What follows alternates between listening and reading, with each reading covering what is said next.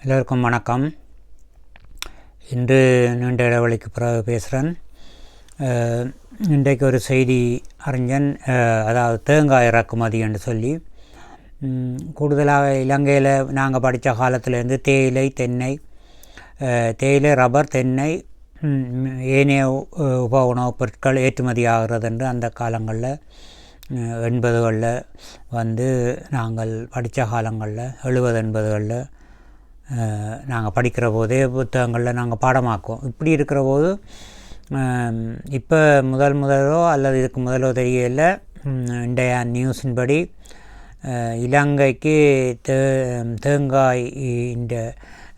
தேங்காய் சொட்டு அல்லது தேங்காய் பூ அப்படியான எடுத்து அதை திருப்பி ஏற்றுமதி செய்கிறதுக்காக தேவையாக இருக்கிறது என்று சொல்லி அறிஞன். நான் என்ன இதில் சொல்ல வரேன்னு சொன்னால், இப்போ இந்த கடந்த கால இப்போ இருக்கிற அரசாங்கம், NVP அரசாங்கம் சிங்கள மக்களும் சரி, சிங்கள மக்கள் அல்ல, சிங்கள எதிர்க்கட்சி சார்பு அரசியல்வாதிகளும் வடபகுதியில் உள்ள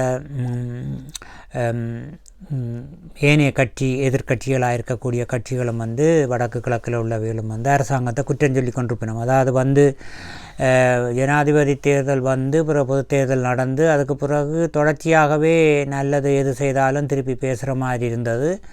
பிறகு படிப்படியாக ஒரு கடைசியில் உப்பை கொண்டு வந்தார்கள். அந்த உப்பு சென்ற ஜூலை ஆகஸ்ட்டில் விளைய வேண்டிய வெயில் காலத்தில் விளைஞ்சிருக்கணும் போன வருஷம், அல்லது இனி வரும் ஜூலையில் தான் விளையும். இப்போ மழையும் இடைக்கிட வந்துட்டு, அப்போ உப்பு இறக்குமதி செய்ய வேண்டிய ஒரு நிலைமைக்கு தள்ளப்பட்டிருக்கு. அதோட எதிர்கட்சிகளோ அல்லது யாரோ கதையை பரப்பி உப்பு தட்டுப்பாடு உடனே எல்லோரும் கூடுதலான உப்புகளை வாங்கிக்கல, நாட்டில் உப்பு இல்லாமல் போடுற மாதிரி ஒரு நிலைமை இறக்குமதி செய்ய வேண்டி வந்துட்டு.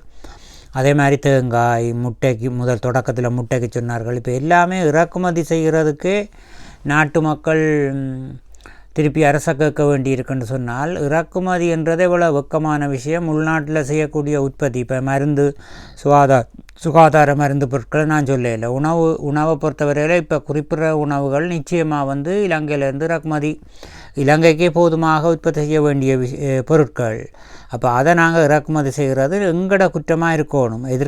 எதிர்கட்சிகளும் என்ன செய்து, நாங்கள் போன வருடங்களில் உற்பத்தியிலே ஈடுபட இல்லைன்னு இருக்குது. ஒவ்வொரு அமைச்சருக்கும், ஒவ்வொரு எம்பிக்களுக்கும், அது தமிழோ சிங்களமோ, மிக நாட்டில் பொறுப்பு இருக்குது. ஒரு பொருள் உற்பத்தி இல்லாமல் போனால் அரசை மட்டும் குறை சொல்லலாம். நீங்கள் உற்பத்தியில் நீங்கள் ஈடுபடுறதுக்கு அல்லது அரசை குறை சொல்ல முதல் நாங்கள் என்ன செய்தோம்ன்றிருக்கிறது. அப்போ அரசு இறக்குறேன்னா நாடு கடனாக இருக்குது. அப்போ மேலதிக கடனுக்கு தான் இறக்குமதி செய்ய வேண்டி வரும். அப்போ எவ்வளோ சிக்கனமாக வாழையிலுமோ, எவ்வளோ சிக்கனப்படுத்தணும், எவ்வளோ முடிஞ்ச அளவுக்கு இறக்குமதி செய்யாமல் உள்நாட்டு உற்பத்தியை பெருக்கணுன்றது இருக்குது. அப்போ உள்நாட்டு உற்பத்தி பெருக்கணும்னா என்ன, கொழும்பிலும் யாழ்ப்பாணத்திலும் இருந்தால் உற்பத்தியை பெருக்கிறது. உற்பத்தி விவசாயிகளை பொறுத்த தென்னையாக இருக்கலாம். அப்போ இது உப்பு ஒரு பொருள், அதை உற்பத்தி இடத்துக்கு நீங்கள் செல்லணும், நீங்களும் சேர்ந்து வேலை செய்யணும். அதுக்கு ஏன் என்னண்டு அரசாங்க கூற சொல்கிறதில்லை, அதிகாரிகளே போடுறது. உப்பு தளத்தில் வேலை செய்கிறவர்களுக்கு சம்பளத்தை கொடுத்து அதுக்கான வேலைகள் என்ன நடக்குதுன்னு நீங்கள் தான் போய் பார்க்கணும். அதை விட்டுட்டு அரசாங்க கூற சொல்லி கொண்டு இருக்கல. அதே மாதிரி தென்னை மரம்னு சொன்னால், தென்னை மரம் இப்போ ஊடு பயிராகவோ அந்த 2வது பயிராக குறைவு ஆக்கள் வைக்கிறது. எல்லாருமே நகர் நோக்கி போகிறீங்க. அப்போ கொழும்பிலும் கம்பகாவிலும் என்ன தென்னை மரம் நடுறதுன்ற முடிவுக்கா போகிறோம். அப்போ கிராமங்களில் குருநாகலில் தென்னை என்றால் குருநாகலில் உள்ள இளைஞர் யுவதிகள் எல்லாரும் கொழும்பு நோக்கி வேலைக்கு வரணும். அப்போ குருநாகலில் எப்படி தென்னை மரம் நடுறது? இப்போ விவசாயிகள் 3000 ரூபாய்க்கு நாட்கூலி கொடுத்து ஆக்களை பிடிச்சி செய்யக்குள்ள அவைகளுக்கும் அந்த நட்டம் இருக்குது, அது கஷ்டமாக இருக்குது. அப்போ சொந்தமாக கொஞ்சம் தோட்டம் 1 ஏக்கரில் வச்சுருக்க 2 ஏக்கரில் வச்சுருக்கிறவைகளெல்லாம் நாட்கூலிக்கு பிடிக்காமல் தாங்களே செய்யணும். ஒரு 10 ஏக்கரை வச்சுருக்கிறவைகளை பிடிங்க ஆக்கள் கூலிக்கு பிடிக்கணும். அப்போ 3000 ரூபா சம்பளம் கொடுத்தா அவர்களுக்கு காணாமல் வரப்போகுது. அப்போ கொழும்பில் சோம்பேறி மாதிரி பொதுவாக நகர்ப்புறங்களில் ஒரு 20-30% சோம்பேறித்தனமாக வேலை இல்லாமல் நகரில் ஒரு ஆள் சுரண்டி வாழ்ந்து கொண்டு இருக்கிற. இப்போ அந்த ஓட்டோ இப்போ ஒரு 20 வருஷத்துக்கு முதல் பாதி அளவில் ஓட்டோ இருக்கே இல்லை. பழைய அரசாங்கங்களில் 77ஆம் ஆண்டுக்கு முதல் ஓட்டோ இருக்கே இல்லை. அப்போ டாக்ஸி வந்து மிக குறைவாக இருந்தது. இப்போ ஆளுக்காள் ஓட்டோன்னு சொன்னால் 8,000 10,000 டாக்ஸி இந்த இது ஓடுது கொழும்பை சுற்றியே. அப்போ நாடு முழுவதும் 3 லட்சம் ஓட்டோ இருக்குது. அப்போ ஓட்டோ வந்து ஒரு ஆளோட காசை ஒரு ஆளில் எடுக்கிறதே தவிர உற்பத்தியிலவே ஈடுபட இல்லை. அப்போ என்ன நகர்சார் வாழ்வைக்கு சோம்பேறித்தனமாக அவர் இப்போ ஒரு ஆள் ஓட்டோ ஓடுறாருன்னு சொன்னால் அரசாங்க உத்தியோகத்தில் ஒரு ஆள் இருக்கிறாண்டா அவருக்கு கீழே 3 பிள்ளைகள் சும்மா இருக்கணும், சும்மா இருந்து சாப்பிடணும். அதில் ஒரு 5 கடை 2 கடை வச்சுருக்கிற ஒரு முதலாளிக்கு கீழே வேண்ட பிள்ளைகள் வந்து சும்மா இருந்து சாப்பிடணும். அப்போ எப்படி சும்மா இருக்கிற ஆக்களோட தொகை வந்து கூடிட்டுது. இதுதான் எனக்கு என்ற ஒரு கணிப்பு. அதுக்காகத்தான் நான் இந்த வீடியோ போடுறேன். அப்போ கிட்டத்தட்ட நாட்டு மக்களில் 35 வீதமானவர்களாம் உற்பத்தியில் ஈடுபடுறார்கள், விவசாய மீன்பிடியில். அப்போ அந்த உற்பத்தியில் கைத்தொழில். அப்போ இதில் இந்த வேலுடைய சார்ந்து வாழ்வர் தொகை கூடிட்டுது. 18 வயதுக்கு மீட்பட்ட பள்ளிக்கூடத்தில் படிக்கிற 20க்கு பல்கலைக்கழகத்தோடு சேர்த்தா 20 வயதுக்கு கீழ்பட்டவர்கள் வேலைக்கு போகவில்லை. அடுத்த 65 பென்ஷன் இல்லாமல் தனியார் சொந்தமாக வேலை செய்கிற வேலும் 70 வயதுக்கு மேலே உடம்பு இயலாது, வேலை இல்லாமல் இருப்பார்கள், இயலாமல் இருக்கும், வருத்தமாக இருக்கும். அவைகளையும் கழித்து நீங்கள் பார்த்தீங்கன்னா மற்றது அரசாங்க உத்தியோகத்தர், இராணுவம், போலீஸ், அதாவது உற்பத்தியில் ஈடுபடாத அனைத்து அரசாங்க உத்தியோகத்தர்களும் பள்ளிக்கூட பிள்ளைகளையும் நீங்கள் இந்த வயது பிரிவை நீங்கள் சேர்த்திங்கன்னா கழித்து பார்த்தோம்னா 30-35 வீதம் தான் உற்பத்தியில் ஈடுபடினோம். மிச்சம் 65 வீதம் சார்ந்து வாழினோம். இப்போ என்னென்னா அந்த பொதுவாக சொல்கிறது 60 வீதம் தான் இந்த பிரிவு, உழைக்கும் பிரிவு, 40 வீதம் இந்த சார்ந்து வாழ்கிற பள்ளிக்கூடத்தை சொல்கிறோம். இப்போ இதை விட அரசாங்க உத்தியோகங்கள் எல்லாமே சேர்த்து பார்த்தோம். அப்போ நாட்டில் உற்பத்தி செய்கிறதுக்கு ஆட்கள் இல்லை. இப்போ நான் ஒரு கருத்து வைக்கிறேன். எப்படின்னா அது ஒரு நெறிமுறைப்படுத்தணும். 2,000 ரூபாய்க்கு இப்போ 3,000 ரூபா கொடுத்து தென்னந்தோட்டத்தில் வேலை செய்ய கட்டாது.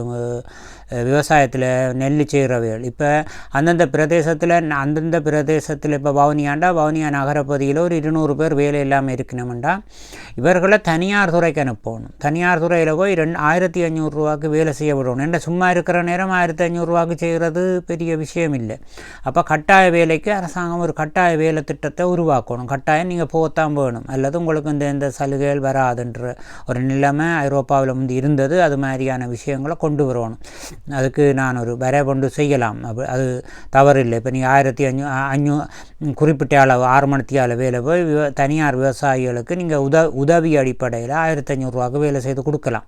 மிச்சத்தை வந்து ஒரு பகுதி ஒரு 10 வீதம் ஒரு 200 ரூபா இல்லை 100 ரூபா வந்து அரசாங்கம் கச்சேரியில் சைன் வச்சா அதை கூட்டி தருவினோம், அவைகளும் தருவினோம். அப்போ உங்களுக்கு கட்டுப்படியாகும். என்னை பொறுத்த வரைக்கும் 6 மணித்தியால் வேலைக்கு தனியார்கிட்ட போய் சும்மா இருக்கிற ஆக்கள் வேலை செய்யலாம் என்றுதான் என்னுடைய அந்த கருத்து.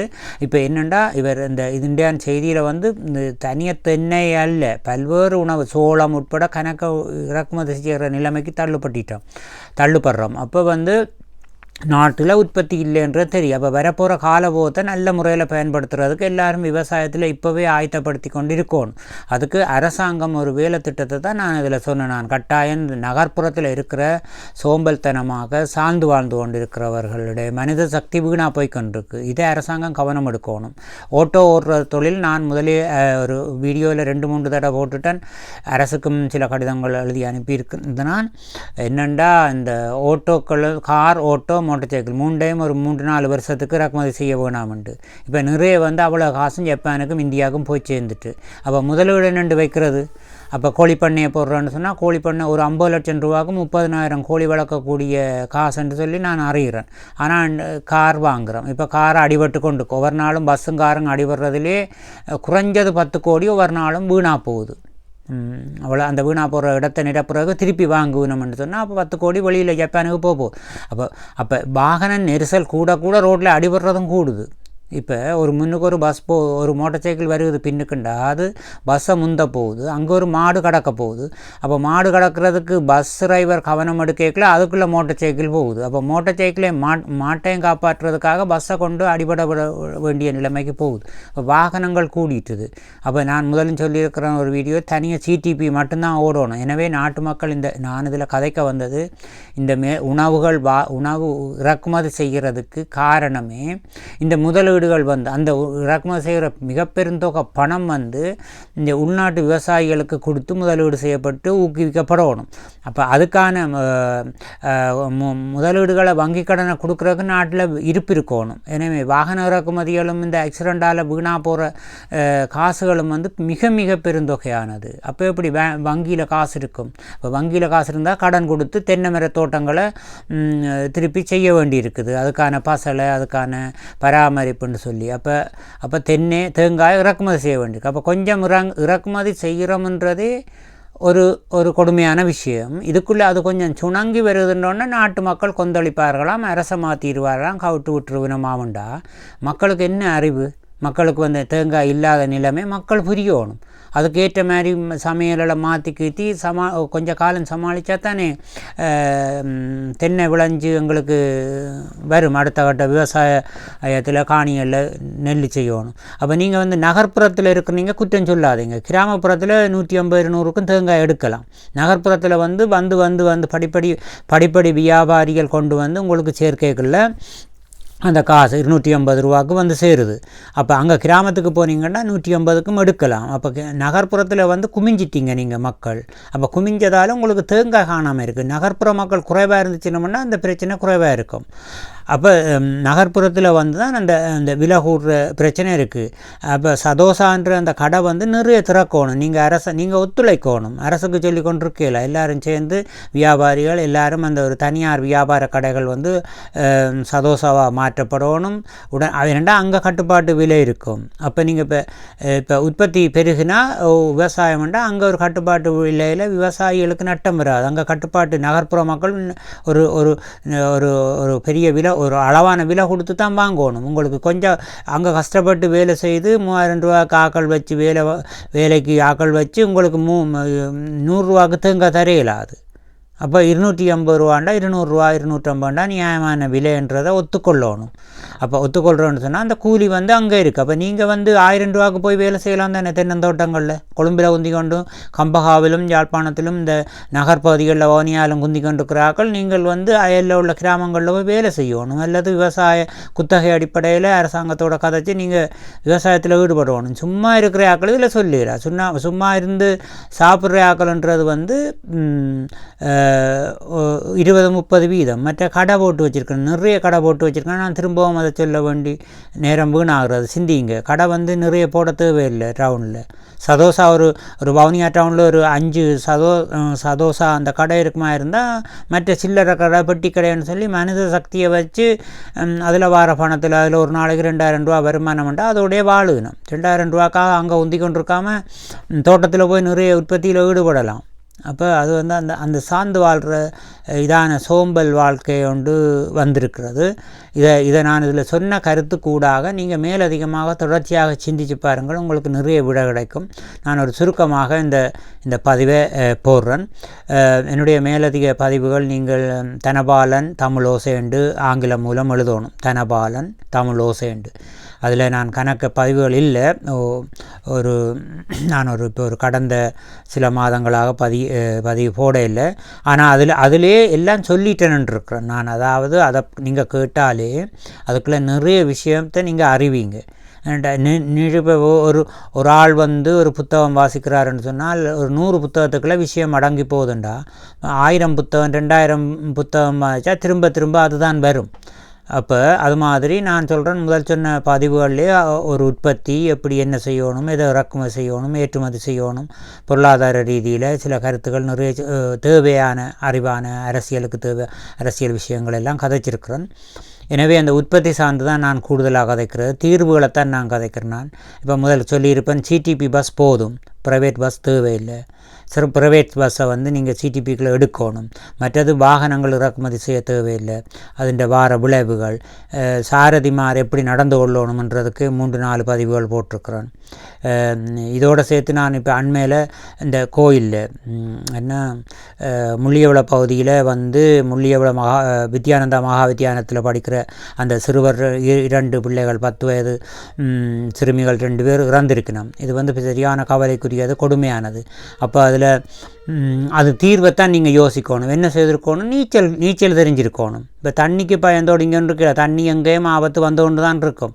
எல்லோரும் நீச்சல் பழகணும். அது வந்து குளங்களுக்குள்ள அழகர பக்கத்தில் வந்து கோடை காலத்தில் ஒரு கேணி மாதிரி ஒரு சதுரமாக ஒரு தொட்டி கட்டி விட்டால் ஒரு 50 மீட்டர் தூரத்துக்கு சீமேந்தால் ஒரு இடுப்பளவு தண்ணி இருக்கக்கூடிய அளவு தண்ணி தேக்கி வைக்கிற மாதிரி அதில் நாங்கள் செய்திருந்தால் பாடசாலை ஆசிரியர்கள் பயிற்சி பெற்றவர்கள் கொண்டு போய் நீந்த பழக்கணும்.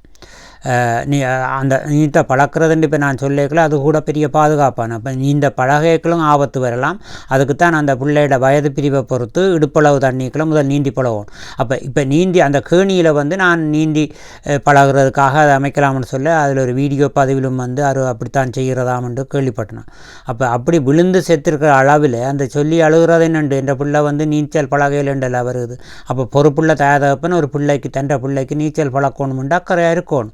ஆரை கேட்டாலும் அங்கட கிணறு திறந்தபடி தான் அங்கடக்கா நீந்த தெரியுமான்னு கேட்டால் நீந்த தெரியாதான். இந்த தவறு இந்த கொடுமையை பற்றி நீங்கள் ஒருக்கா எல்லோரும் நீச்சலை பற்றியும் பாடசாலைகளில் கதைச்சு அதுக்கான ஒரு விஷயங்களை செய்யலாம். இத்துடன் இந்த சுருக்கமாக இந்த என்னுடைய பதிவை முடிக்கிறேன். இதை தொடர்ச்சியாக சிந்தியுங்கள். நன்றி, வணக்கம்.